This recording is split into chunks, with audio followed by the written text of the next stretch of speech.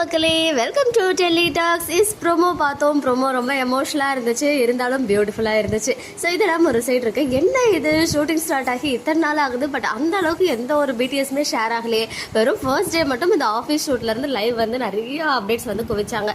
அதுக்கப்புறம் ஒரு அப்டேட் கூட அங்கே டீம் சைட்லேருந்து ஷேர் ஆகலையே அப்படின்னு ஃபீலிங்காக தான் இருக்குது. ஏதாவது சைலண்ட்டாக நியூ லொக்கேஷனில் ஷூட் பண்ணிட்டு இருக்காங்களா என்னென்னு ஒன்றுமே புரியல.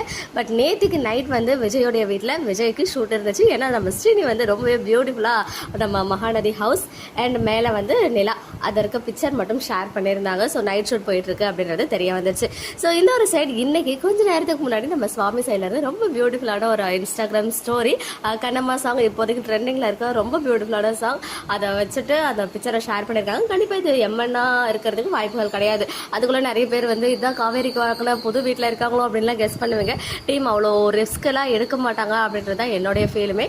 எனக்கு தெரிஞ்சு மேபி துபாய் போனப்போ எடுத்து தான் இருக்கலாம். அதர்வைஸ் வேறு ஏதாவது லொக்கேஷனில் எடுத்தது லேட்டாக இயர்லியராக எடுத்த பிக்சர் நமக்கு லேட்டாக வந்து ஷேர் பண்ணுவாங்க அப்படின்னு தோணுது. சரி, அப்புறம் வந்து நிவின் வந்து ஏன் இப்படி குழப்புறாரு அப்படின்னு ஒரு ஃபீலிங். ஏன்னா அவர் வந்து இருக்க லொக்கேஷனை பார்க்கும்போது ஹில் ஸ்டேஷனில் இருக்க ஃபீலிங் இருக்குது. ஏன்னா ஃபுல்லாக பின்னாடிலாம் பனி. பட் நேற்றுக்கு நம்ம சென்னை ஆகட்டும், செங்கல்பட்டு, காஞ்சிபுரம் அவ்வளோ ஃபுல்லாக பனிமூட்டம். அந்த அளவுக்கு எப்படி சொல்கிறது, ஜான்வரியில் கூட அவ்வளோ பனி கிடையாது. பட் நேற்று அவ்வளோ பனிமூட்டமாக இருந்துச்சு. மேபி நேற்று சென்னையில் எடுத்த பிக்சரை கூட நம்மளை கன்ஃபியூஸ் பண்ணுறதுக்காக போட்டிருக்கலாம், கொடைக்கானல் ஷூட் மாதிரி போர்ட்ரேட் பண்ணுறதுக்கு. பட் எனிவேஸ் அது என்னன்னு சொல்லிட்டு நம்ம கூடிய சீக்கிரம் தெரிய வரும். அண்ட் இன்னொரு சைடு நம்ம லக்ஷ்மி பிரியா அண்ட் சாத்திகா அப்புறம் இன்னும் விஜய் டிவி ஸ்டார்ஸ் எல்லாரும் சேர்ந்து சூப்பர் சிங்கர் 10ல அப்கமிங்ல வர போறாங்கன்னு லாஸ்ட் வீக்கே சொல்லிருந்தோம். பிகாஸ் பிடிஎஸ்ல ஷேர் ஆச்சு இல்லையா, அது இந்த வாரம் ப்ரோமோவுமே நேற்றுக்கே ரிலீஸ் ஆகிடுச்சு. எல்பி அண்ட் சாதிகா என்னதான் ஆன் ஸ்கிரீன்ல எளிமையா இருந்தாலும் ஆஃப் ஸ்கிரீன்ல ரொம்ப பியூட்டிஃபுல்லான பாண்டிங் இருக்கு. அந்த ப்ரோமோ பார்க்கும்போதே தெரிய வந்துச்சு. ஸோ இந்த வாரம் மிஸ் பண்ணாம சூப்பர் சிங்கர் பாருங்க. கெட்டப் ரவுண்ட்ல நம்ம எல்பி அண்ட் சாதிகா வர இருக்காங்க. இன்னும் பல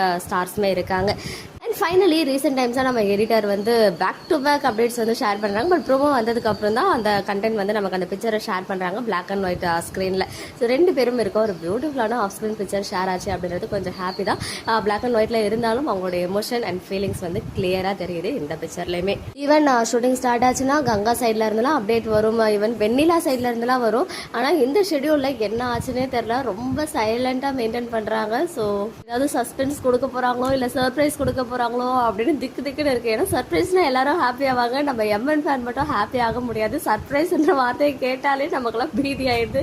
ஏன்னா அவ்வளோ பட்டிருக்கும் அந்த ஒரு சர்ப்ரைஸ் அப்படின்ற வார்த்தையால விஜய் வந்து அவ்வளோ பட்டிருக்காரு. அவர் மட்டும் இல்ல, அவர்னால நம்ம ஃபேன்ஸ் எல்லாருமே வந்து அந்த அளவுக்கு படுத்தி எடுத்துட்டு இருக்காங்க. இந்த சர்ப்ரைஸ்னாலே இந்த பேக் டு பேக் 2 வாரமா முடியல. ஸோ அதுக்கெல்லாம் ஹீல் பண்ற மாதிரி ஏதாவது ஒரு எபிசோட் இந்த ஃப்ரைடே வந்துச்சுன்னா நல்லா இருக்கும். ஓகே மக்களே, நெக்ஸ்ட் வீடியோவில் மீட் பண்ணுறேன். எக்ஸ்க்ளூசிவ் அப்டேட்ஸ்க்கு மறக்காம நம்ம யூடியூப் சேனலை சப்ஸ்கிரைப் பண்ணிக்கோங்க.